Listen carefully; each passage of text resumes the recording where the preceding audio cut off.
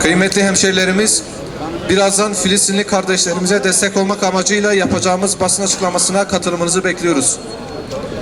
Amacıyla birazdan yapacağımız basın açıklaması ve dua programına katılımınızı bekliyoruz.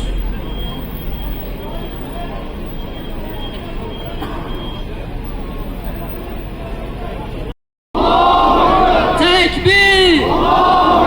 Tekbir! Bir selam! Anlasa direnişe bir selam. Bilmeden anlasa direnişe bir selam. Hoşunuza gitmese de savaş size farz kılındı. Hoşlanmadığınız bir şey için hayırlı olabilir. Hoşlandığınız bir şey de sizin için kötü olabilir. Gerçeği Allah bilir, siz bilemezsiniz. Bakara 216. Zalimlerin karşısında dik duranlara selam olsun. Mazlumların safında yer alanlara selam olsun. İzzeti kuşananlara selam olsun. Gazze'de yaşanan soykırıma seyirci kalmayanlara selam olsun. Selahaddin Eyyubi ve Abdülhamit Han'ın torunlarına selam olsun. Kıymetli basın mensupları, kıymetli katılımcılar, aziz dava arkadaşlarım, insanlık haysiyetinin yükünü yüklenen kardeşlerim, Siyonist işgal rejimi dünya tarihinde ender rastlanan zulümleri yapmaya devam ediyor. Anarşizm üzerine kurulu olan Siyonist rejimin barbarlığına karşı adalet ve hakkaniyet kılıcını kuşanmanın vakti çoktan gelip geçmiştir. İnsanlığa karşı suç işleyen Siyonist rejim, çocuk, kadın ve sivil insanların katledilmesine dünya seyirci kalmaktadır. Gazze imtihanında tüm dünya sınıfta kaldı. Modern çağın ideolojileri iflas etmiştir. Tekbir! Tekbir! Tekbir! Dünya devletleri çocukları koruyamamaktadır. Çocuk hakları artık bir masaldan ibaret olduğunu tüm dünya gördü. Siyonist soykırımda 211 yeni doğan bebek ve 1 yaş altı 825 çocuk katledildi. En az 35.060 çocuk ebeveynlerinden birini veya her ikisini kaybetti. Çocuklar açlıktan şehit oluyor. İnsani kriz ve açlıktan dolayı yaklaşık 3500 çocuk ölüm riski taşımaktadır. Zorla yerinden edilen Gazze'li kardeşlerimizin sığındığı 204 geçici barınma merkezi işgal saldırılarına maruz kaldı. Bombardıman sonucunda 130'a yakın eğitim kurumu tamamen yıkıldı. 340'tan fazlası da bombardıman nedeniyle ciddi hasar gördü. Yaklaşık 785.000 öğrenci derslere ve eğitimlerine devam etme imkanından mahrum kaldı. Bir yıl boyunca Gazze'de 20.000 çocuk katledildi. Çocuk haklarının savunacak yaldızlı sözlerin sihri bozuldu. Firavun'un sihirbazlarının hileleri ifşa edildiği asrımızın uluslararası devletler sisteminin hileleri de ifşa olmuştur. Kadın hakları sözde savunan, sözüm ona kadını bir meta olarak gören alçaklar, Gazze'nin bağrı yanık annelerini görmek istemediler. Gazze'de kadınların katledilmesine seyirci kalan sözde kadın hakları savunucularının yüzü kara olsun. İnsan hakları ağızlarından düşmeyenlerin insanlığa batsın. Siyonistlerin kurguladıkları yeni dünya düzeninde insanlık öldü. vicdanlar köreldi, kardeşlik zayi edildi, cesaret kalmadı, ümmet paramparça oldu. Ulusçuluk akımlarının musallat edilmesiyle aramızda sınırlar çizildi. Çizilen bu sınırların dışında kardeşlerimize zulüm yapıldığında seyirci kalmakla yetinildi. Gazze'nin %90'ı harap edildi.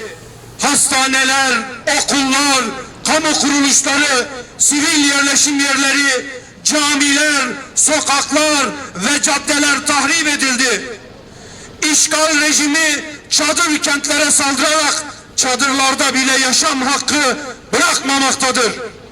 Bingöl'den Hamas'a direnişe bin selam. Bingöl'den Hamas'a direnişe bin selam. Bingöl'den Hamas'a direnişe bin selam. Gazze'de 45 bin insan katledildi. Katledilenlerin %70'i kadın ve çocuklardan oluşmaktadır. 11 bin insan yıkılan ve bombalanan binaların enkazında kayboldu. 105 bin insan ağır yaralandı. Tedavi olacak hastaneleri bile yok.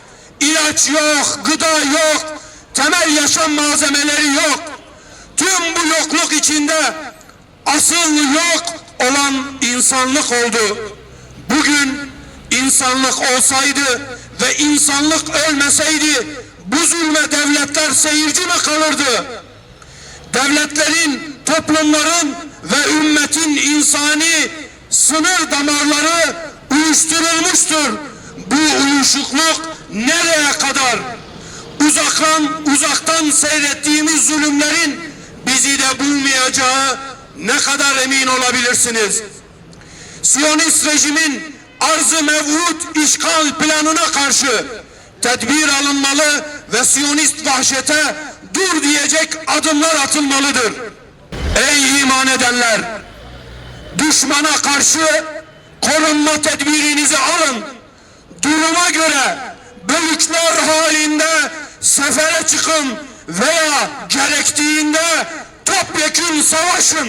Dünyanın özgür halklarından ve mazlumların safında yer alan devlet liderlerinden talebimiz şudur: Gazze'deki soykırımı durdurmak için İslam ülkeleri ve vicdan sahibi devletler acil harekete geçmeli, İslami, siyasi, askeri ve insani sorumluluklarını yerine getirmelidir.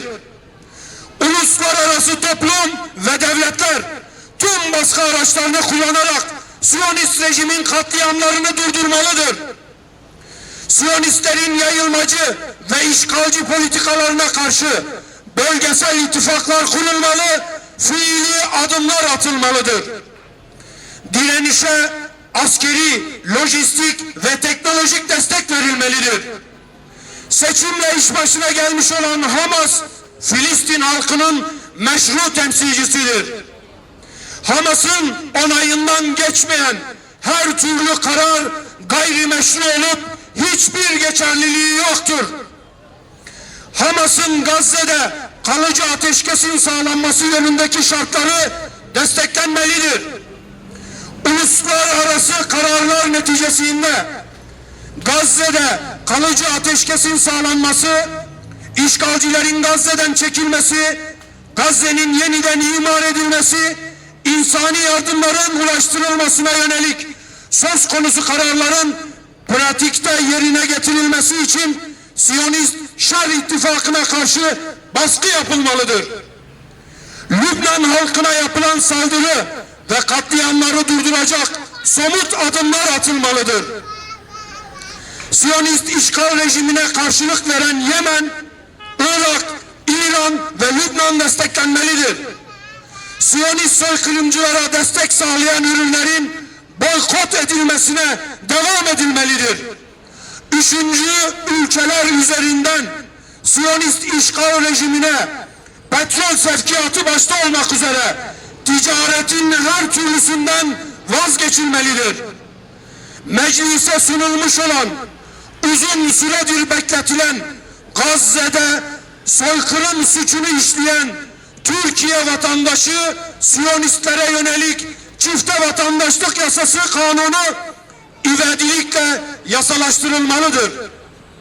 Siyonist işgal rejimi denize dökülüp haritadan silinene kadar azim ve kararlılıkla Kudüs davasını savunmaya devam edeceğiz. Gazze'nin kahraman halkına, izzeti kuşanan liderlerine, şehit Yahya Sinvar'a, şehit İsmail Haniye'ye ve daha nice yiğit kahramanlara selam olsun. Siyonist işgale direnen mücahitlere selam olsun. Allah'ın selamı ve bereketi üzerinize olsun. Ya Rabbi, tüm dünya Müslümanlarına ve senin dininin izzeti için mücadele eden tüm İslam mücahitlerine yardım et. Gazze'de, Lübnan'da, Yemen'de ve dünyanın her tarafında ilahi kelimetullah için mücadele eden kardeşlerimize yardım eyle. Onlara zaferler nasip eyle. Müslüman ülkelerin başındaki devşirme liderleri bertaraf edip adil yöneticiler nasip eyle.